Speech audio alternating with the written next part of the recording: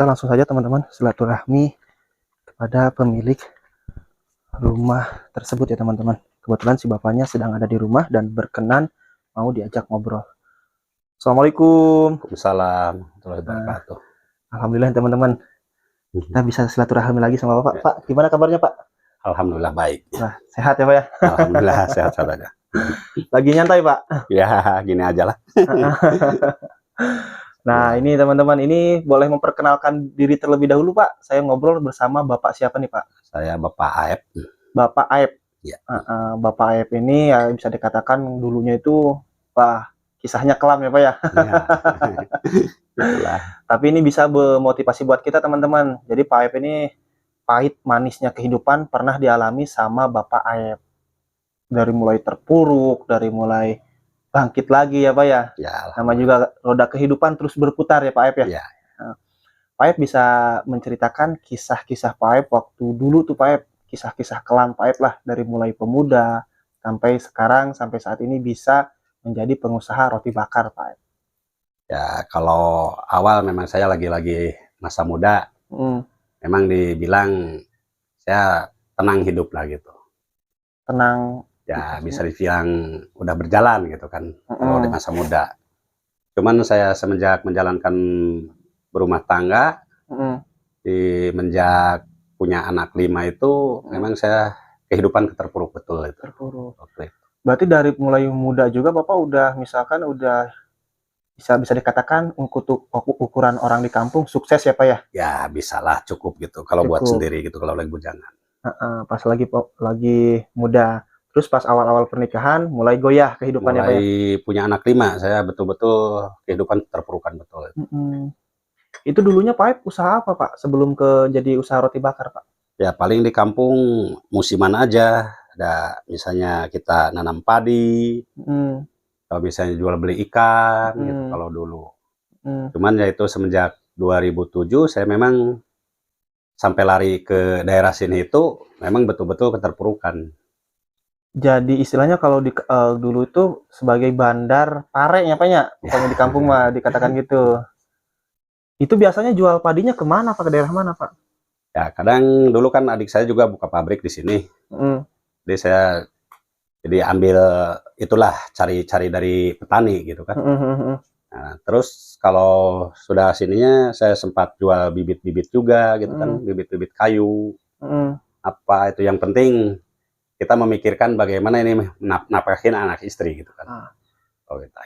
Berarti kalau dulu mah istilahnya punya rumah ya Pak ya, punya rumah juga katanya sampai 2 ya Pak ya? Kalau itu dari mertua di Ciberem ya, saya sampai punya rumah 2, ya kolam, ya ladang juga. Cuman itu sampai habis 1 senti pun saya sampai nggak ada waktu itu. Sampai istilahnya sampai benar-benar di titik nol ya Pak ya? Iya. Bisa dikatakan bangkrut gitu Pak ya? Iya, waktu 2007 itu. Bangkrut. Nah Bapak, biasanya kan orang kalau misalkan dari tadinya hidup mewah, hidup ada ya Pak ya? Bisa dikatakan banyak duit lah gitu Pak ya. Terus Bapak terpuruk benar-benar sampai nol, itu sampai nggak punya uang sama sekali Pak. Itu Bapak merasa putus asa, nggak merasa frustasi atau merasa istilahnya Tuhan itu nggak adil sama saya, punya nggak perasaan seperti itu Pak? Kalau saya merasa ke situ enggak. Cuman ingat kita bagaimana mungkin dikarenakan langkah-langkah diri kita yang salah, saya pikirnya hanya ke situ aja. Atau kelakuan kita yang mungkin yang salah, saya berpikir ke situ. Jadi saya di situ mencoba memperbaiki diri, bagaimana kita yang harus kita jalani, yang penting keluarga saya membina rumah tangga, bagaimana harus menerima keadaan, saya di situ aja sebenarnya. Maksudnya salah langkah itu kayak gimana Pak? Maksud salah langkah apakah kita banyak dosa atau gimana gitu? Ya kadang-kadang kan kita hanya bergaul misalnya sama anak-anak muda, walaupun kita sudah berumah tangga, kita bergaul sama anak-anak muda, kadang ya gitulah. Kenakalan-kenakalan remaja masih diikuti sama kita. Padahal Bapak udah berumah tangga, udah punya anak gitu ya Pak. Jadi kesalahan-kesalahan kita itu, jadi jangan menyalahkan sama orang lain, dan jangan menyalahkan sama Tuhan yang kuasa gitu. Ya, kebanyakan orang seperti itu Pak, menyalahkan sana sini, tidak menyadari kesalahannya, tidak menyadari dosanya. Tapi Pak Aep ini bagus. Jadi mungkin istilahnya dulu mah nggak ada keberkahan mungkin ya Pak ya, karena banyak. Ya, jadi misalnya kita punya uang nggak dipikir ini dari mana, kita pakai hura-hura kan di situ, nggak memikirkan misalnya di bagaimana anak istri di rumah, gitu ya kalau dulu. Berarti salah langkahnya itu ya Pak ya? Jadi kita harusnya jangan nyalahkan orang lain dan jangan nyalahkan Tuhan. Jadi salah diri kita sendiri. Gitu. Itu emang yang terbaik ya Pak ya? Menyalahkan diri sendiri, jangan menyalahkan sana sini.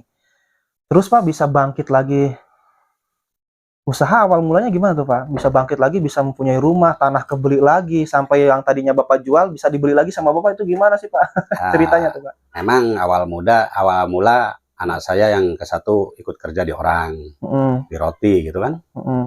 Terus anak yang kedua ikut juga kerja di orang. Nah, akhirnya dia ingin merintis sendiri. Awal mula dari keberanian anak juga gitu, awal mula bisa masuk roti itu kan. Modal nekat.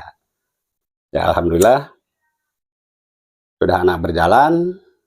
Saya minta memperluas lapangan, ya saya baru pergi ke sana gitu. Jadi maksudnya meluaskan cabang-cabang roti tersebut ini Pak ya? Gitu.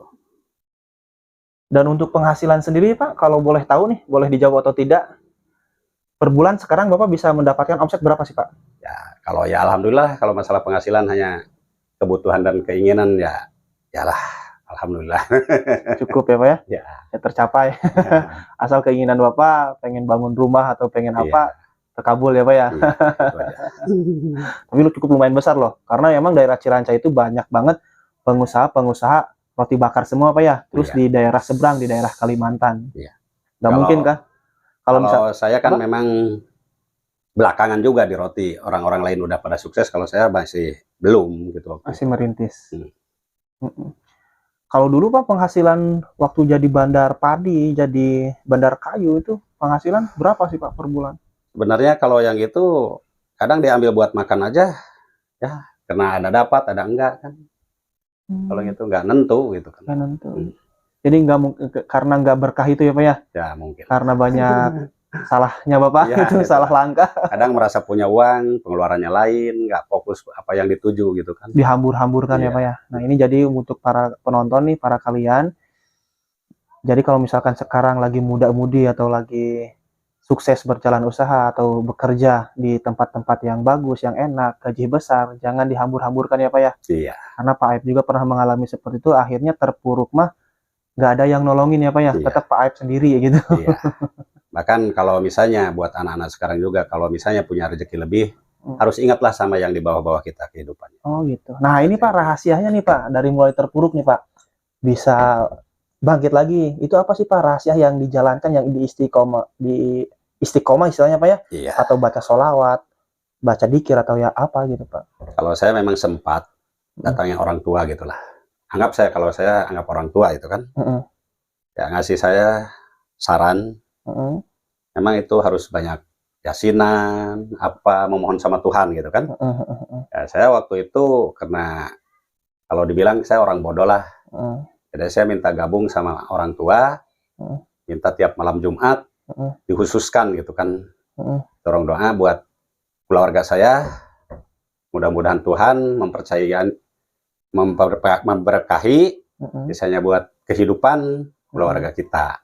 Jadi saya tiap malam Jumat waktu itu memang datang sama orang tua minta dorongan yasinan gitu kalau waktu itu. Setiap malam Jumat Kliwon atau malam Jumat? Setiap malam Jumat aja. Setiap malam Jumat berarti. Itu nggak ada Kliwon.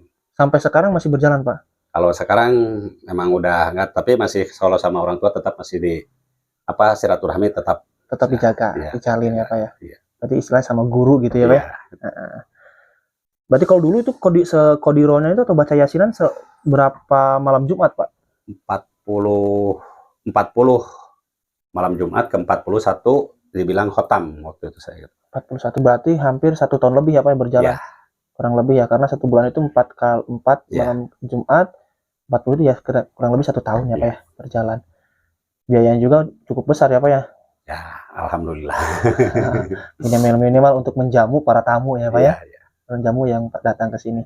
Nah itu Pak, kan Bapak bukan datang ke sini, saya di tempat orang tua. Oh di tempat orang tua. Ya kan secara syariat Bapak benar-benar nggak punya uang seperak pun itu Pak. Ya alhamdulillah. Kadang itu kalau sudah mulai malam Jumat kira-kira jam 2 saya belum berangkat, kadang ada teman yang nanyain udah pergi ke sana, bilang saya belum ada uang, itu ngasih pinjam kadang-kadang waktu itu. Ada aja jalan rezekinya. Kadang ada teman yang sampai jual kebun 6,5 juta uangnya dikasih sama saya. Dikasih pinjem? Iya, suruh pakai itu waktu itu. Ada wasilah, ada berkahnya ya Pak ya. Gitu. Karena Bapak mungkin beristiqomah. Maka saya sama teman-teman saya yang mendukung juga, misalnya ya, terima kasih juga lah. Mudah-mudahan dia juga lebih dari kita, lebih sukses ya Pak ya. Kalau saya terima kasih sama teman-teman yang sudah mendukung saya juga, terima kasih gitu. Melihat saya lagi keterpurukan, biasanya dia mendukung sama saya, walaupun secara pinjam, ngasih pinjam, ya, terima kasih juga. Nah, jadi bisa ngukur benar-benar teman sejati itu kayak gitu ya Pak ya? Iya. Teman sejati itu tidak ada ketika kita senang saja, namun ketika kita terpuruk kadang saya tuh sempat ada teman lagi di Surabaya, nyuruh orang sama saya ngantar uang 4 juta. Yang suruh ngantar orang Maja, saya nggak ngerti juga kan. Ya tiba-tiba katanya saya suruh antar uang. Ya, terima kasih juga sama dia yang ngasih dukungan-dukungan sama saya. Tapi banyak juga teman yang ninggalin Pak kayak gitu. Ya, yang ninggalinya ada juga. Tapi ada hikmahnya ya Pak ya? Ya. Tahu mana benar-benar teman sejati, hanya tahu mana teman yang hanya datang ketika kita senang saja ya Pak ya. Seperti itu. Terus juga dengar-dengar Bapak ini mantan, apa istilahnya, preman pensiun atau? Kalau itu hanya sebenarnya sangkaan-sangkaan orang aja. Cuman memang bilang orang ya banyak bilang saya takut sama saya atau apa gitu. Tapi kan kalau saya nggak pernah bacok orang, nggak apa sebenarnya.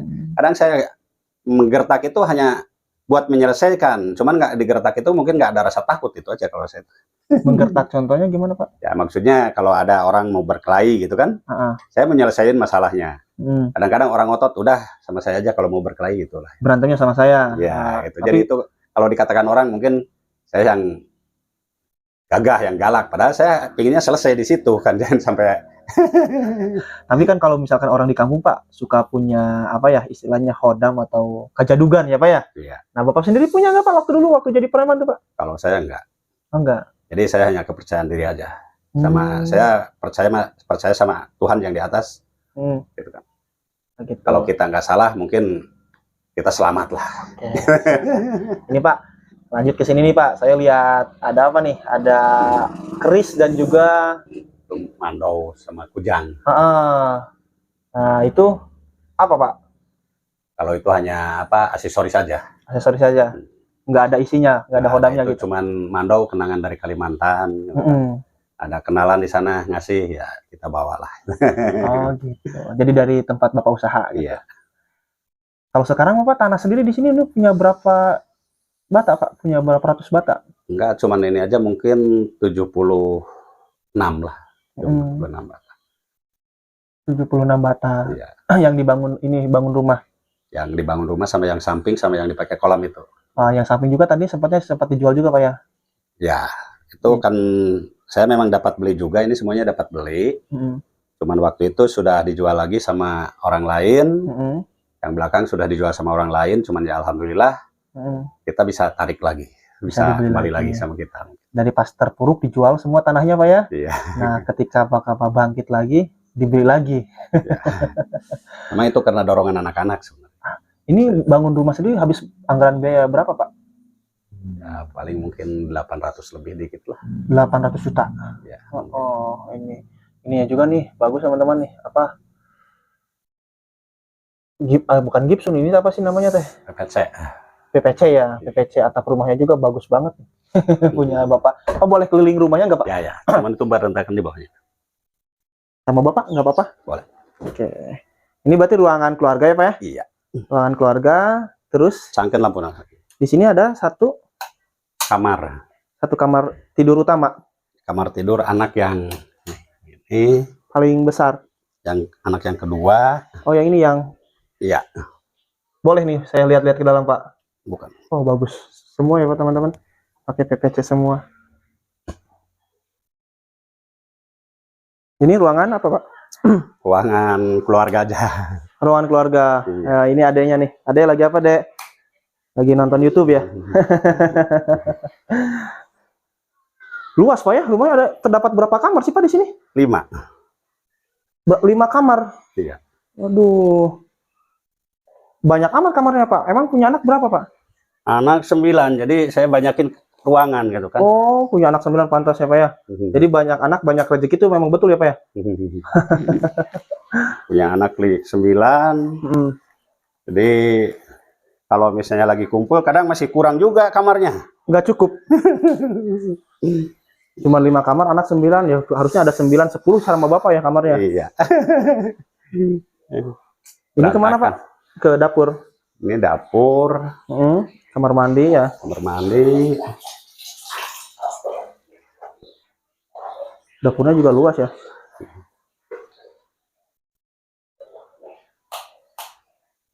Waduh. Langsung ke area mana ini Pak? Ke belakang deh. Ini ke luar, ke. Waduh, spotnya bagus nih teman-teman. Jadi spotnya itu langsung ke pemandangan ya Pak ya. Pemandangan area pesawahan. Ini ruangan apa Pak? Beda ruangan lagi.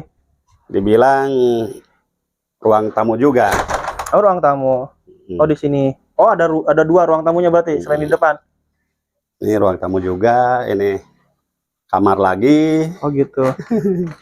Oh, boleh ngobrol di sini Pak? Enggak? Boleh. Nah, ini kenapa Pak? Alasannya Bapak bikin rumah mencil kayak gini jauh ke pemukiman. Jadi kalau saya tadinya kan kalau pikir kalau di tengah-tengah kampung itu saya nggak punya tanah juga, alasannya. Kedua, saya memandang bagaimana kehidupan anak-anak ke depan kalau di area sempit. Maksudnya? Nah, kalau misalnya kita punya tanah di tengah kampung, hanya satu rumah aja. Bagaimana buat pemekaran anak-anak kita? Oh iya betul. Tapi kalau misalnya kita yang mencil gini, barangkali ada yang menjual lagi, kita punya rezeki, bisa menambah, bisa kita berkumpul sama anak-anak. Terus memperluas tanah ya Pak ya, jadi supaya satu keluarga tinggal di satu tempat, rumah Bapak, rumah anak Bapak yang pertama, rumah Bapak anak Bapak yang kedua gitu ya. Jadi ngompleks satu keluarga itu, nggak berpisah. Terus yang gimana Pak? Suasananya nih, suasana pengalaman Bapak tinggal di tempat terpencil kurang lebih berapa tahun sih Pak? Dari 2009 di sini saya. 13 tahun. Kan kata orang ngeri, mengerikan atau gimana tuh Pak? Ya memang kalau kata-kata orang tua dulu, memang kayaknya sangat-sangat takut kalau kita misalnya melewati area sini gitu kan. Oh, itu mah nanti dibahasnya Pak, di video yang kedua. Ini mah pengalaman Bapak aja deh. Pernah nggak ada yang misalkan tamu goib yang bertamu ke rumah Bapak, atau misalkan Bapak melihat wujud sosok-sosok mengerikan gitu Pak? Kalau saya rasa enggak gitu. Belum pernah Bapak. Alhamdulillah Bapak selalu ada dalam lindungan Allah ya Pak ya. Bapak ini udah lama juga, nanti kita lanjut ke video yang kedua. Kebetulan di belakang rumah Bapak itu ada pemakaman ya Pak ya? Makam keramat. Makam keramat, nanti kita keliling ke sana. Bagi teman-teman yang penasaran, ikutin terus video channel YouTube Rich Kuna Channel. Bapak Aep ya? Ya. Terima kasih atas waktunya udah mau diajak ngobrol mengenai kisah hidup Pak Aep. Semoga Pak Aep selalu diberikan kesehatan oleh Allah, diberkahkan hidupnya, selalu ada dalam lindungan Allah Subhanahu wa Ta'ala.